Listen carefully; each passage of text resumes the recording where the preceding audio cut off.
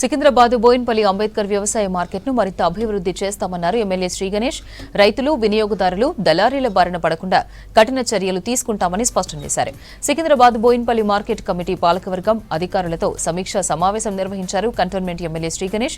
తర్వాత వీధి బాలుల క్రీడా పోటీల ప్రారంభోత్సవంలో పాల్గొన్నారు ఎమ్మెల్యే. కంటోన్మెంట్ ప్రాంతం బాగుండాలని, కంటోన్మెంట్ బోర్డు విలీనం అయితేనే బాగుంటుందనేసి మద్దతుగా జేఏసీ మనం ఫామ్ చేసుకున్నాం. కంపల్సరీ జేఏసీ ఒక స్ట్రక్చర్ కావాలి, జేఏసీకి ఒక హెడ్ ఉండాలి, జేఏసీ ఒక ఫార్మేషన్ ద్వారా అందరికి పొజిషన్లు ఉంటే బాగుంటుందని ఒకటి ఆలోచన.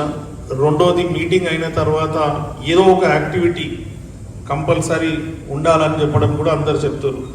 మూడో విషయానికి వస్తే, మనం కంటోన్మెంట్ బోర్డు విలీనం చేయాలని రిలే నిరాహార దీక్ష చేశాం.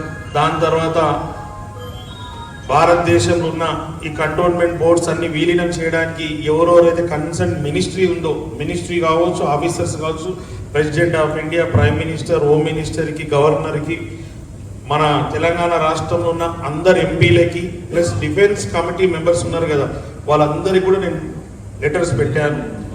ప్రెసిడెంట్ ఆఫ్ ఇండియా స్పందించి వారు ఆ లెటర్ని కూడా డిఫెన్స్ సెక్రటరీకి ఇవ్వడం, నేను యాజ్ ఎమ్మెల్యేగా ఒక లెటర్ పెడితే ఏ విధంగా అయితే స్పందన వచ్చిందో, ఇప్పుడు నా వరకే కాకుండా ఇది ప్రజల నుంచి వచ్చిందని ఒక ఉద్యమం, ప్రజలు కోరుకుంటున్నారని కూడా నాకు సజెషన్స్ ఇవ్వడం జరిగింది.